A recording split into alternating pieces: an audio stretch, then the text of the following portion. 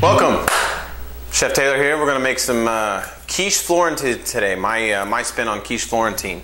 It's one of my favorite breakfast items, along with many other things. But quiche Florentine is a little bit different spin on eggs that adds a little more French feel to it. Today we're going to be making a quiche Florentine, which includes our bacon, spinach, onions, and then I'm going to put a little bit of microplane Parmesan on top of it. So first thing we're going to get done is take our pie crust. I don't make pie crusts. I can, not that I can't, it's just that I prefer not to. I'd rather go to the research freezer section and buy them straight out of the freezer. But you can't just take this pie crust and throw your ingredients in it and put it in the oven. What we're going to do first is we're going to dock it to ensure a little bit more even cooking. And all I'm doing is just taking a fork and just poking a few little holes in it. That way the bottom cooks a little more evenly. And we're just going to pop that in the oven. I got the oven set on 350. Pop it in the oven for about 5 minutes. Just to par bake it. Set the timer so I don't forget. While that's in there, I'm going to go ahead and chop up our bacon and get it started cooking. I like to go ahead and cook the bacon all the way down, so that way it's completely cooked by the time it goes into the quiche, because the quiche is only going to cook for about 25-30 minutes. So I like to cut my bacon before I cook it, just because it ensures a little more even cook. You cut them in little cubes, maintains that size. If you cut your bacon after the fact, it can crumble and turn into a bunch of little tiny pieces. I like this so that way I get the right size that I want. I usually start the bacon in a cold pan. Start it on high and then you'll turn it down to low as it begins to cook a little bit further.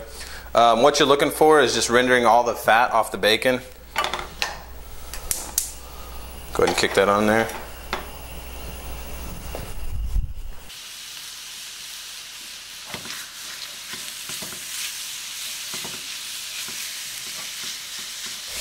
So while the bacon's cooking, we're going to go ahead and make our custard mixture. Your custard mixture basically is going to be heavy cream and eggs. We're going to season a little bit of salt and pepper, and that's going to be about it.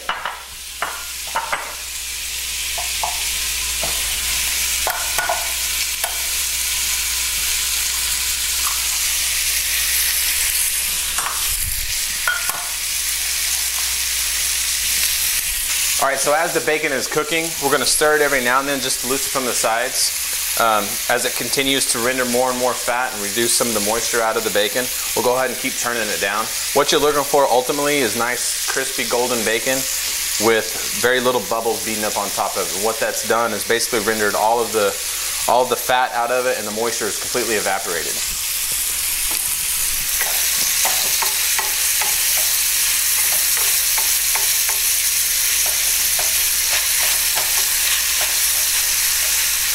So on the custard mixture, what you're looking for is a ratio of about 50 to 50. 50% heavy cream and then about 50% eggs. I like to use the freshest eggs that you can. That is our timer.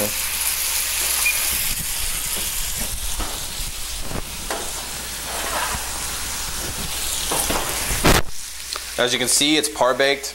It's still a little raw dough, but we par baked it just enough so that when we put the custard mixture into it, it won't be completely raw on the bottom. We'll just set this aside.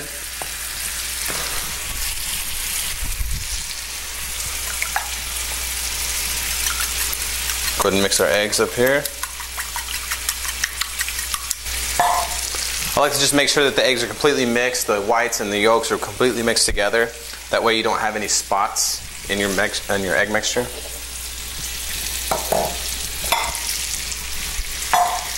Now we're going to take our eggs,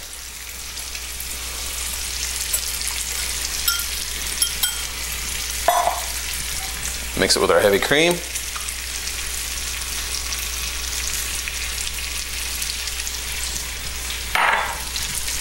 just a little bit of salt, a little bit of pepper. That's it. You don't want to add too much salt in this recipe because you're going to have bacon, which is already naturally salty, and then you're going to have a little bit of cheese in it also, and that's going to add a little bit more salt content. It's always better to be a little under-seasoned than over-seasoned. If it's under-seasoned, you can add more at the end. If it's over seasoned, you can't take it out. This mixture allows for a nice velvety, creamy texture of the custard.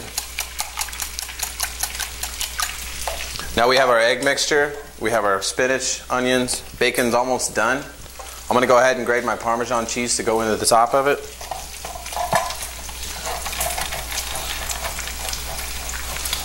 Now when the bacon gets done, we're going to go ahead and cook our spinach and onions all together with it and let it cool down before we add it to the custard mixture. Now if you can hear the bacon, now that it's rendering closer and closer to being done, the steam is basically beginning to subside and the bubbles are beginning to get smaller and smaller on top of the bacon. This means that we're getting pretty close to being finished.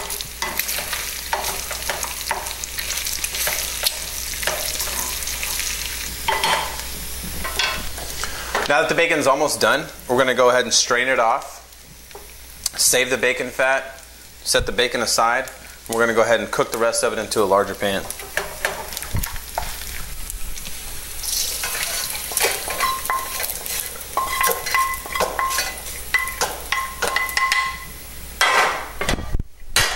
Let our big pan up here.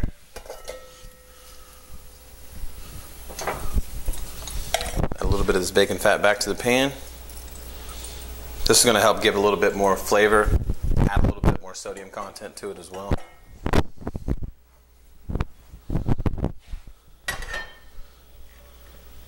You don't need a whole lot of bacon fat, just enough to coat the bottom of the pan because the onion and the spinach is going to release its own moisture and it's going to lubricate the bottom of the pan. Go ahead and add our onions. Add our spinach.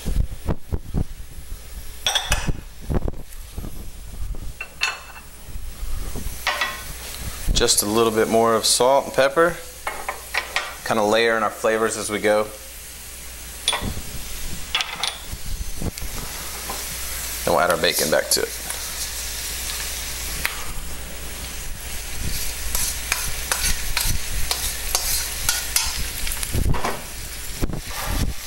Now you basically just want to cook this until the onions and the spinach itself is nice and wilted and translucent.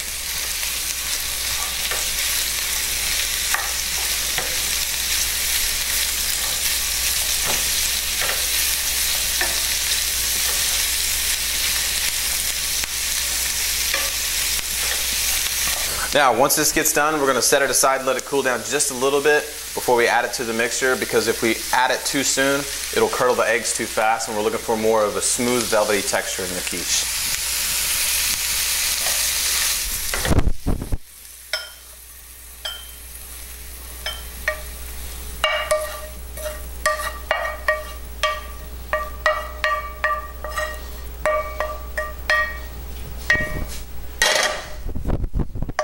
Now this will be what is known as the quiche filling, and this is what will be known as the quiche custard.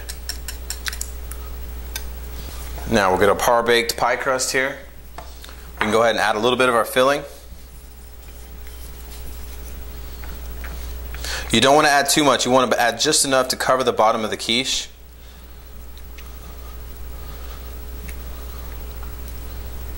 And that's it.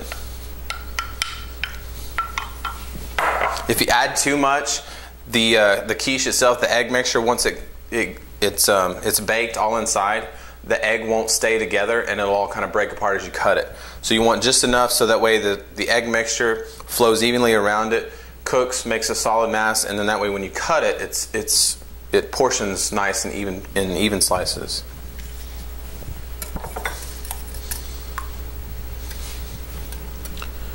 Just pour a little bit of our custard mix right on top.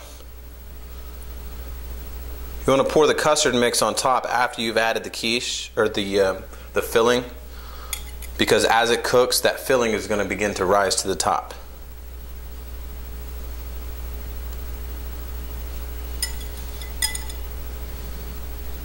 Put the rest of that in there.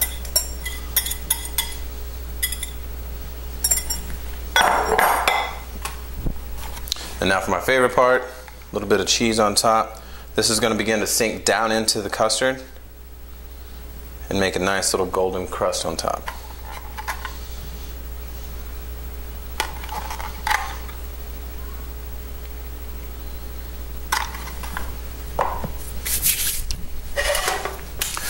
Now we're ready for the oven. We preheat our oven to 350 degrees. Be very careful not to spill it. We're just going to set it directly right on the rack, right in the middle of the oven. 350 degrees for about 25-30 minutes, just enough so that it sets. It's going to set up just about like Jell-O would. That's the texture you're looking for. Now that the quiche is done, we're going to take it out of the oven, let it cool for a little bit before we slice it.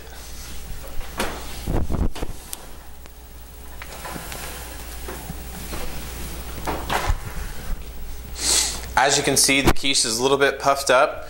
That's what it's going to do. The egg mixture or the custard mixture is going to rise a little bit, but after we set it out now, it's going to collapse and it's going to be nice and flat on top. We'll let it cool for probably about 10-15 minutes. Okay, now that the quiche is done, we've let it cool. We're going to go ahead and slice it and enjoy.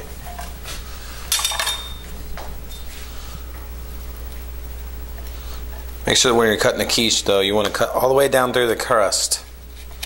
There you have quiche Florentine.